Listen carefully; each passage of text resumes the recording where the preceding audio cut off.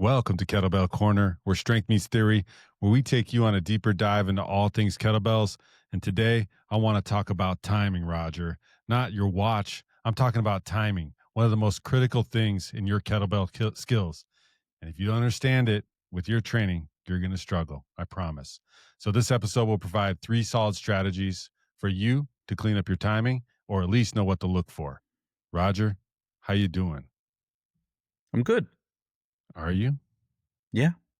Okay. Well, you're wearing black shirt, so that generally means you're an evil overlord. But Are we done with that part now? Can we talk about kettlebells? Okay. We always talk about kettlebells. All right. 3 ways to improve your kettlebell skills. Timing, Roger. Timing. All right. Let's set the table. You love this word. Context. Context. All right. Context. Let's start with our favorite thing is force, right? Force. Sure. We need it. So let's lay out the context to get into improving the timing. Let's start with force. Tell me about why this is important. How does time relate to that?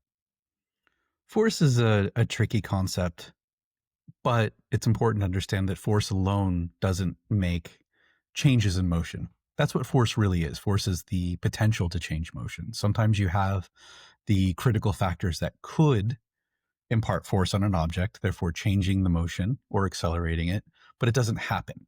So we need to understand what are the things that are necessary for force to make a difference. When I talk about this with people to make it a little easier to understand, sometimes I talk about getting hit by a bus. Maybe Yikes. Maybe it's a bit extreme, but it makes people really notice, like, okay, wait a second. So I'm going to drop you into the middle of a busy road, and you have a bus coming at you quickly. Okay. I'm nervous now, but you should be. On. This is why I use this analogy. I want to do 2 things to save you. 1, I'm going to influence the direction of the bus. So I've just whispered to the bus, hey, you're going to have some dum-dum standing in the road in about 4 seconds. I want you to swerve sharply to the right. Make sure you don't hit him. Why does that matter? Direction has to join force for it to be impactful. Okay. That bus has momentum. That momentum would turn into something we're going to talk about a little bit later called impulse if you didn't step out of the way. Okay. The bus is always going to have momentum, but that momentum doesn't matter to you. What matters to you is that bus might hit you. So yeah, no shit. we don't need to get wrapped up in terminology because that's not important. So let's just say the bus would be an agent of change. It would be something that could impart force onto you and significantly rearrange you inside and out.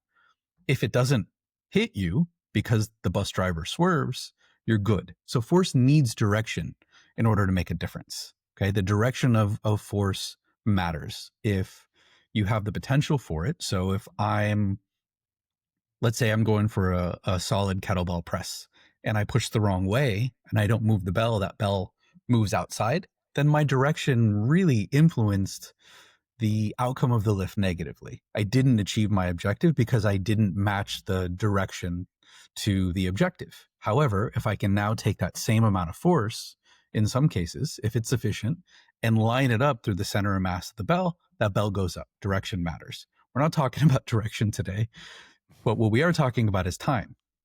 Let's go back to the same scenario. We're going to put you in the middle of the road, and I'm going to stop time. That was me snapping my fingers. And stopping that's time. Impressive. So would you agree that if the bus were moving, it had the potential to change your motion? Yeah, I would say. Okay, but it's not. I just stopped it, right? Oh, okay. So now I can do anything. I can change my own motion. Yeah, you can. You can step out of the way. You can do whatever it is you want to do. Force can have all kinds of potential. You know, you can. It's a bullet in a chamber, right? You can have all kinds of potential. And we're not really playing very strictly with the rules and the terminology, but we can talk about all this potential. But if you don't have time in order for that force to express itself, it's meaningless. So while we are in this alternate reality where I have stopped time, you're standing in the road, you can do whatever you want. You don't need to worry about it because that bus isn't going to move because it doesn't have time to move. In order for force to become impactful, Time is necessary. And when you match force with time, you have something called impulse. An impulse is something that directly influences momentum, which is what we're trying to do. We're trying to influence the momentum of the bell. We're trying to take the mass of that bell and give it velocity. That is the formula for momentum. What's important to notice is that none of this happens without time. It doesn't matter how much force you apply. If you apply the hardest force imaginable for 0 seconds, nothing's changing. Yes, because you didn't apply it, there was no time to provide force, right? Exactly. So it's nothing. You need distance. Distance is going to be covered over time. This is an important variable. So you can't just look at force. You need to look at force and time. And that's where timing comes into play. We're going to have to make a slight shift. But what I wanted to illustrate is that you have to couple force and time, or force and direction. In this case, we're focusing on time, but I usually put them both together. There is an element of direction in this, kind of hidden, if you really want to pay attention to that. But force without time, meaningless. So we have to take care of time. We have to use time wisely. We have to use time to our advantage. And that's the point of what we're talking about today. All right. Time is on our side. Okay. So let's talk about what moves first. Rule number 1. So now that we know we can have as much force as possible without time, nothing's going to move. Well, what moves first, Roger? Let's take a swing, for example, first. Let's start with a swing, because that's kind of one that you're going to really see timing right away in your stuff. So let's talk about what you mean by what moves first. First, I think we need to understand that this is a strategy that looks at the body. You're going to see a strategy a little bit later that focuses on the bell. This one focuses on the body. What moves first is relevant because we are thinking about what is the engine of the lift. Okay, so we have a context here. We're rooting this in a swing. We need to understand what is making that bell move. Now, keep in mind, while you're listening to this, that we are trying to develop your coach's eye. We're trying to make you better at spotting problems. We're trying to give you the opportunity to understand timing in a different way, so you can look at your either someone else who you're coaching, a friend or an actual client, or you can take video and look at yourself doing these things, and you can understand, wait a second, my timing is off. So this first rule is about your own body. In a lot of beginner swingers, we notice something that we call it top-down movement. But what we're really looking at is what moves first. And if let's take the person swinging, let's turn them sideways so we can see what's going on. Great place to observe. Let's also slow things down, really, really slow. I like to reduce people to points just because it's easier to see. I'm looking at the head, I'm looking at the shoulders, I'm looking at the hips, the knees, the ankles. When someone has a faulty movement strategy, and in my opinion, this is faulty when you are using your upper body to swing a kettlebell rather than your lower body, what I'm going to see is maybe the head jerk up. I'm going to see the shoulder, maybe the chest will lift, or the shoulders will move back. The torso will start to move forward before you see the knees and the hips move. Ideally, your whole body is going to move at once in a coordinated effort to push force into the ground, to then eventually transfer that force into the kettlebell. But if I don't see ideal force transfer, then what I'm looking at is, okay, what might be the problem here? But even more importantly than this is usually the first stop along the way of me diagnosing back pain, because that's common with new swingers. And sometimes it's not necessarily, hey, I've got an injury or I feel like I'm going to blow a disc. It's just, wow, my lower back was really sore after our last session. So I go back and I look at, okay, let's pay more attention. Let me maybe film it. And then I'm watching. The order at which things happen is really, really important. So if I see the head and the chest move before the hips and the knees, then obviously I'm also going to watch and make sure the bell travels as well, because sometimes these things are just getting a little stiff or a little tense in order to create the necessary rigidity to swing the bell. But if I see these things moving before the hips and the knees, then the upper body has to be the thing moving the bell. And that particular strategy, sometimes people will feel it in the neck. Sometimes they'll feel it in their arms or their shoulders. Sometimes they'll feel it in their back. That is the thing that they're trying to do. They're actually trying to lift the kettlebell. But the clue is in the timing. The clue is, this move before that. Therefore, you've got motion and force going through structures before other structures. And what we want to see is the legs driving straight down. The knees, the hips, the shoulders, everything should be moving at the same time, and it should snap to the vertical plank position before the bell goes up and away. If I don't see that, I know there's an issue. So that's an example of how to use this for a swing. I have a question for you. Now, if we take that, let's say the upper body it's not a top-down swing. Everybody's got their upper body connected. What if when you hike the bell, the hips rise and then you begin the next process, where like the butt sort of comes up? Mm-hmm. Is that an issue with timing? Is that an issue of, is that going to affect the amount of force you can transfer through the bell? I see this a lot in a lot of like newer swingers, and even honestly, a lot of coaches too. I'm not going to lie. It's definitely an issue.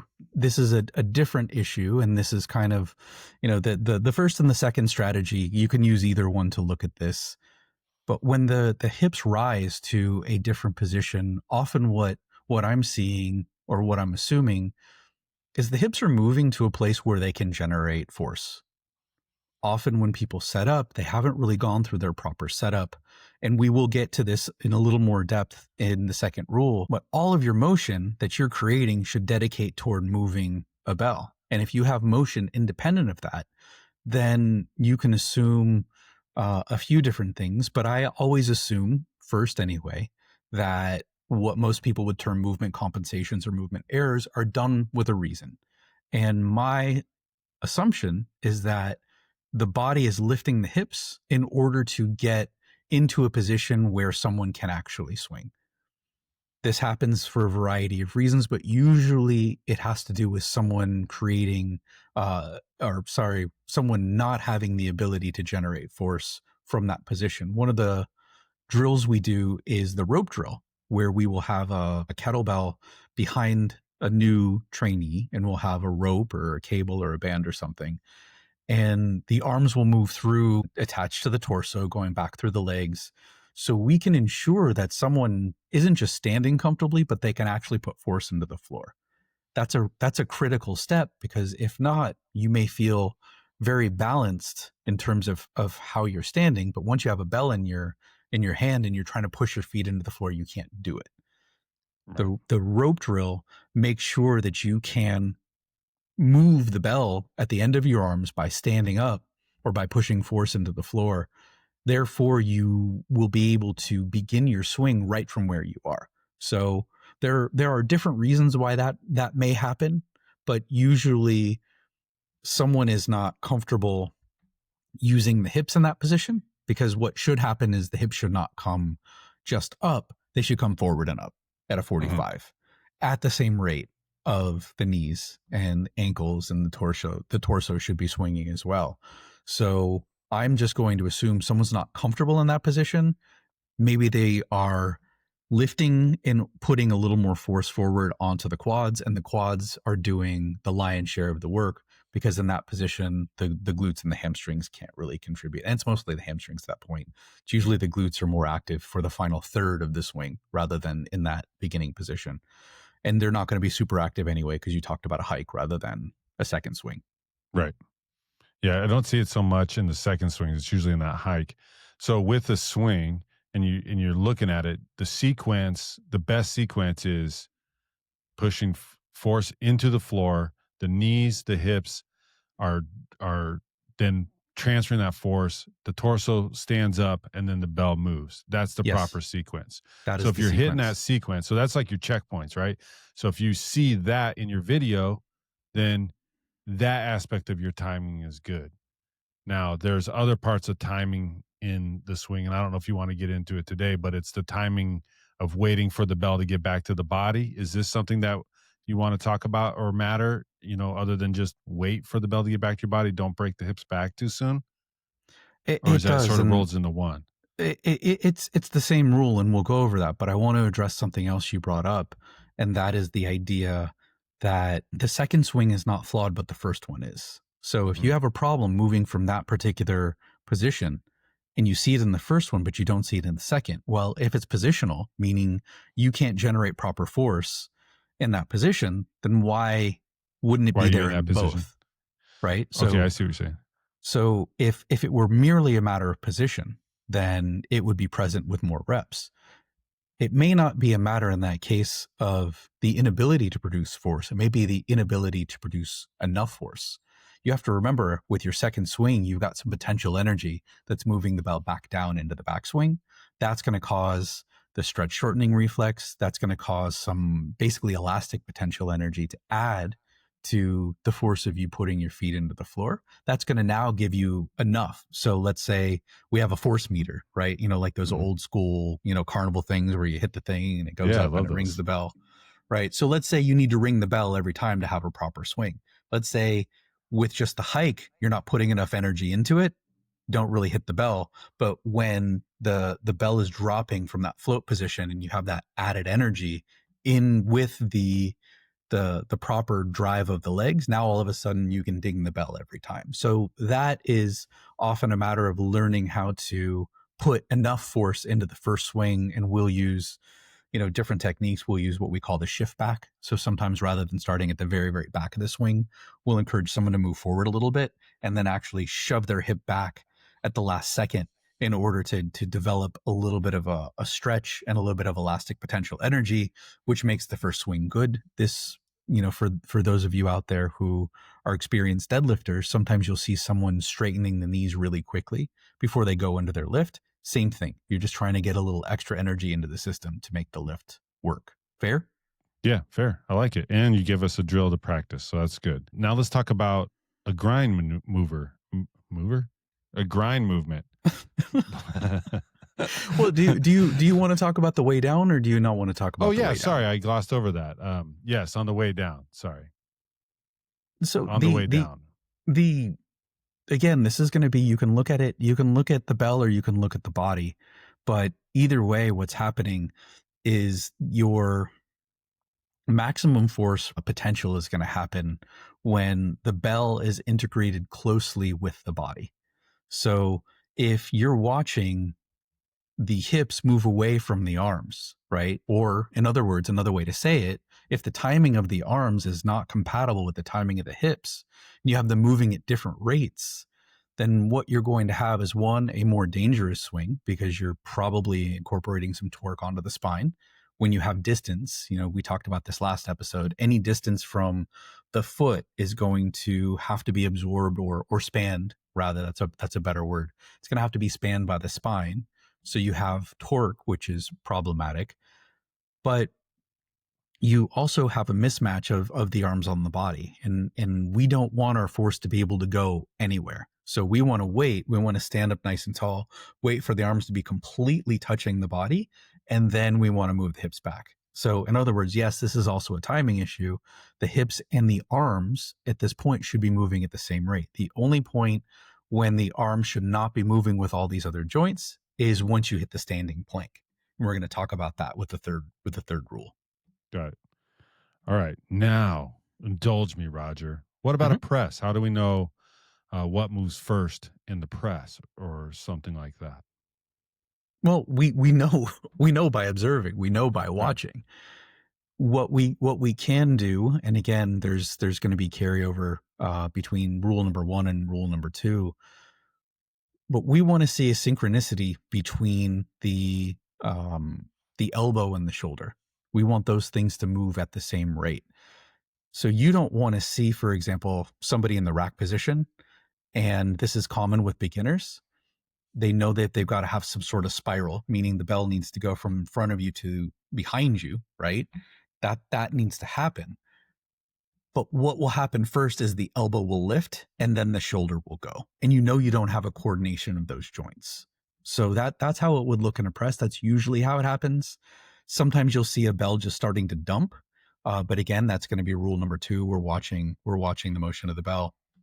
So you can look at the elbow to move separately of the shoulder. Sometimes you can look at the body arching in preparation to press the bell or a really big side lean before that happens. I'm not talking about some people will call it like a torso bump or a hip bump where you're intentionally creating a counter movement in order to break the inertia of the bell. I don't think that's a mistake at all. That's a very intentional technique that some people practice to good effect. I'm talking about the body completely collapsing and then the press beginning. So there's not that, it's not that that synchronicity, it's not that coordination that we want. But the biggest one you're going to watch with your presses is you're going to watch your elbow lift without your shoulder moving. Squats and deadlifts, these are really easy to spot. It's going to be the same thing, like a swing. You're going to see the torso rising before the hips are coming forward, and you'll often see this with people at the top. The last thing that's going to come through is the hips after the torso has been hanging out there for 10 minutes, and here come the hips, and then you get this weird butt squeezy thing. That's very, very common. So this is what we're looking at with grinds. The quick and dirty answer is that you want everything to move together. And if all of your pieces are not moving together, you probably have a problem. All right. Well, you've talked about it. You've alluded to it. We all want to know. Number 2, watch the kettlebell itself. I mean, I watch it all the time. It sits right in front of me. I got to move it. Sometimes I want to, sometimes I don't. But what do you mean by watching the kettlebell? Like where it's at when these movements happen? Is that what you're talking about? Like where it is in relation to the movement?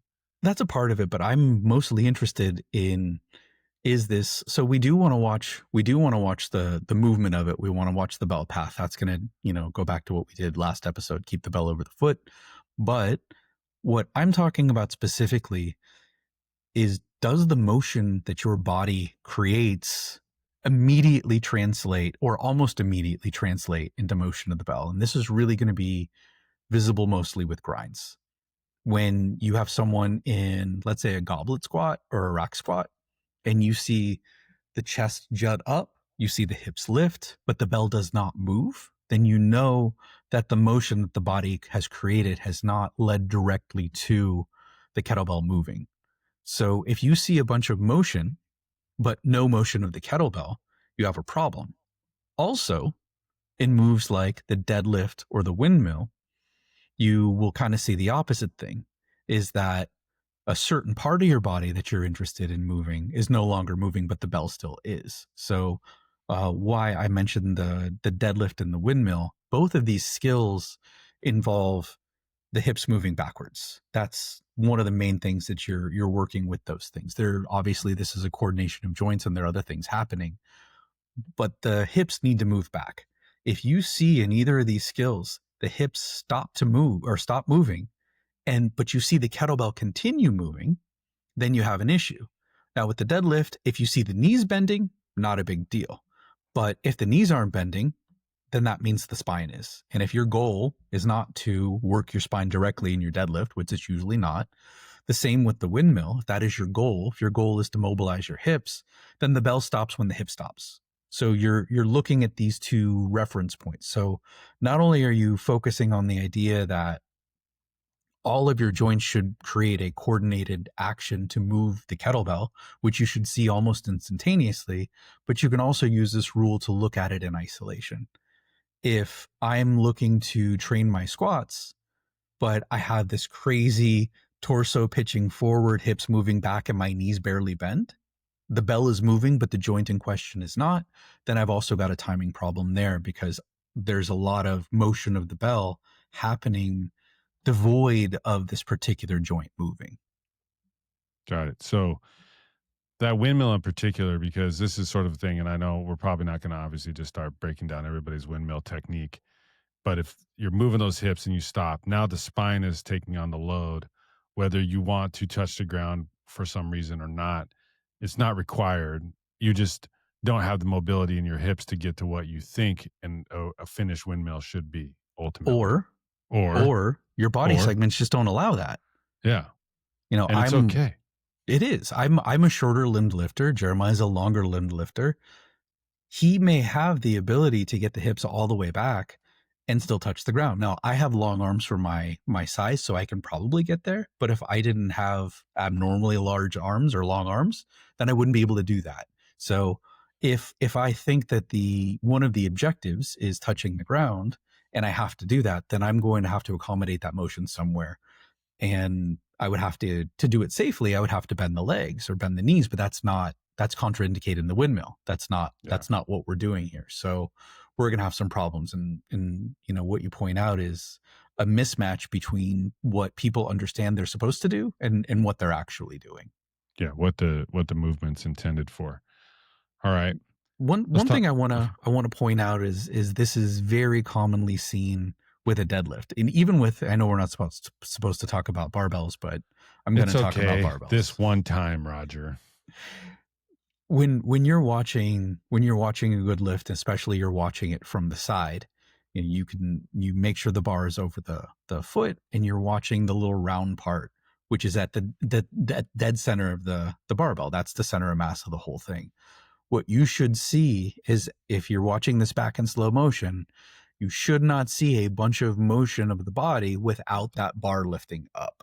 The bar should lift up as all of these joints are moving, and it should be a coordinated effort. Obviously, different joints are going to coordinate at different times. In the beginning phase, you're probably going to get a little bit more quad, and then you're going to get a little bit more.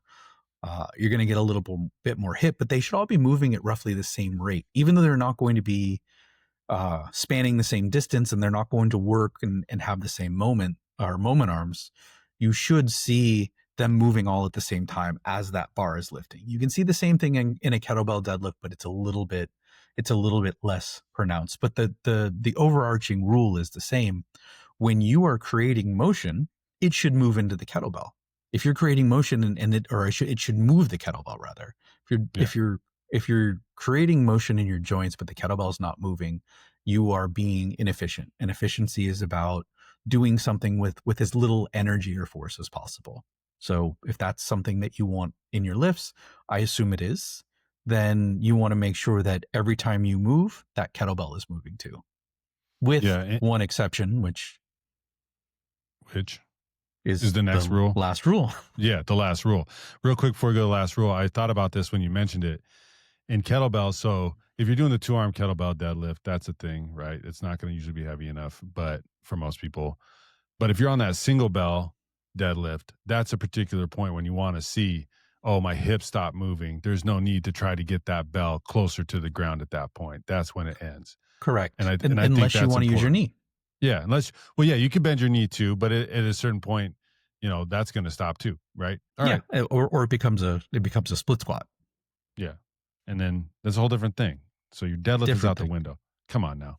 All right. Number 3, look for the pauses, especially in ballistics. I think it's mostly in ballistics, but I think you'll be able to show me some pauses and grinds and stuff like that. What are we talking about? The pauses. We want things moving, not pausing, Roger. Well, this one specifically, we're only going to go over ballistics, because if there's a pause and a grind, it probably fits in that second rule. Yeah. Where you do want to see during a grind. And this has to do with gravity. This has to do with acceleration. So force needs time to propagate, meaning it needs time to build. So it needs time. If you're looking at a swing as ultimately moving the force from your legs, moving down into the ground, it's got to get to the bell. That's going to take time to happen. When it happens in the most pronounced way is once you reach the standing plank. And let's, for the sake of being consistent, it works with a clean, it works with a snatch, but let's stick with the swing example because it's easier to see. What you should see when someone reaches the top of the swing, or the standing plank rather, you should see a brief pause before that bell moves up. The bell is not going to be powered by the upper body anymore. The bell is accelerating up now at a rate faster than gravity is accelerating down. And for all the force to get to the bell, it's going to take some time. That time is going to register as a pause. You're going to get all the way up to the top. You're going to have a very quick split-second lag, and then that bell is going to take off. It's going to move, but you have to have time for that force from your legs to make it to the bell if you want all of that force to get to the bell. That's about efficiency. So look for the pauses in your skills. If you don't see them, then you're not waiting long enough, and that means you're not being efficient. As a side note, this is something that I highly recommend people look at if you're vetting a coach. Do I think that your coach's form is the end all be all with knowledge? Absolutely not. Because there are some coaches who've been doing this for a long time. They're incredibly skillful, incredibly knowledgeable. But unfortunately, their bodies don't work the way they used to. So this is not a 100% thing. But if you're looking at somebody who is doing really kind of jerky swings and you see that bell lift immediately, you don't see the pauses, you don't see the relaxation, then you're looking at somebody who is not a kettlebell expert, because experts have that pause. Many people, very good looking people, they Thank you. have they have the physique, and you might wonder if they Yes. have the know-how. If they don't have the pauses, then they may be really good at training, coaching at other modalities, but they're not kettlebell people, at least not yet. So the pauses are really a dead giveaway. So think about the swing as a 4-beat movement. If you have a 2-beat movement, up, down, up, down, up, down, then you have a problem. We have a timing drill where you push your feet into the floor. That's 1. Then you wait for the bell to rise. That's 2. You wait for the bell to go back down to your body. That's 3. And then you move into your backswing. That's 4. Then you repeat. So each of these pieces of the swing should have a little bit of pause. There should be time for the force to come from the ground all the way up into the bell, and then there's the opportunity for the bell to move into the float position and actually become ballistic, and you can relax during that phase mostly. There should be time for the arms to come back down to the body, so you've got to wait for that potential energy to move back down and wait for your arms to reconnect. And then once that happens fully, then you move back down into the backswing. If you don't see those pauses, you have a problem. So watch for those with your own technique, with the technique of others. If you're coaching, those pauses are critical. They let you know it's not just a matter of aesthetics. It goes back to this idea of impulse, force, and time. If you don't have the pauses, then you don't have as much time as possible, meaning your force that you do have, whether it's generating force or controlling force in the case of the backswing, you're not giving yourself adequate time to do that, and you're leaving something on the table. Yeah. And, this all happens really fast. I know we're talking about being patient and waiting, but it does happen really fast. And you will be able to slow your stuff down and see. Even I still, sometimes when I do a session, I video almost every rep, and I pull it back and I'll just watch it. And sometimes I slow it down and you realize, oh, I probably could have waited longer. And there really is a feeling, and you sort of know it when it happens. It's hard to describe, but you can feel the pause, really. You feel that you've stood all the way up, and then the bell then takes off, as opposed to it's sort of this all-in-one thing, like Roger was talking about, this like sort of 2-step swing. So you could lighten the bell load and practice waiting for it a little bit more. You could try going a little bit heavier and see if you can wait a little bit longer with that, so long as you can generate enough force, and sort of take a moment to look at your swings. It's not always about blasting through your reps, but it's developing the skill. One That's thing that heavy. one thing that I have used to good effect with some students, not many, the ones who are interested, is I had them download a metronome app on their phone.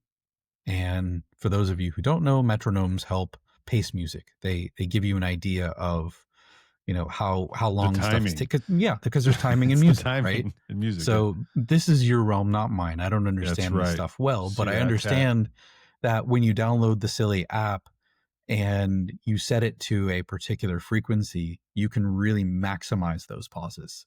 And what I will have people do is have them match their upswing and downswing to the beat of the metronome. Mm. That way I know that they're spending some time in between these notes, so to speak, letting the notes kind of get out there, do what they need to do before you move on to playing another one. All right. Those are 3 things. Do you want to add to those? I don't think so. I think that these are three solid things that you can watch for in your skills. If you begin to observe them, you will start noticing these things. I can see whether people are pausing or not. I can see, whether motion is happening independent of the bell, pretty easily, only because I've done this for a long time and I've got a lot of reps. So it's not that our eyes are better. It's just that we have trained ourselves to look for these things. And as you do this, it becomes a skill. And again, we want you to develop your coach's eye. So this is a skill to practice. These are three simple things that you can do. Is your body moving at the right rate? Are all the pieces moving together? Are they moving separately? If not, what moves first is a clue as to what is moving. Is your motion translating into the bell moving? And do you see those pauses? It's pretty simple. Yeah, that's as simple as it gets. And I did have that fancy eye surgery, so my eyes might be better than yours, Roger. So don't be talking like that. I'm sure they are. Yeah, and number one thing, and we say this in a lot of these episodes, just take a video, turn to the side or a 3/4 angle, take a video, evaluate your skills. Yeah, you'll still get the work in. It may take a minute to get up to speed, but once you're there, things just get more efficient and better. You're better at kettlebells. And who doesn't want to be better at kettlebells? All right. So if you want to be better at kettlebells, pick up Roger's book, Kettlebell Ballistics, the essentials. What is it? Mathless physics for meatheads. Show me that book, Roger, real quick. Put it up in the air. Oh, gee. Again? Put it in the air. I don't think I'm going to fall for this. Yeah. Put it up there. It is a practical guide to mathless meathead physics. Yeah. So get that book, and there's great pictures, good information. It'll help you understand some of this stuff even more. You combine these two, the podcast, the book, your skill practice, and you're golden, pony boy. All right. And then on that note, be sure to download the Bells app. It's free on the Apple App Store. And as always, stay strong. Bye, everybody.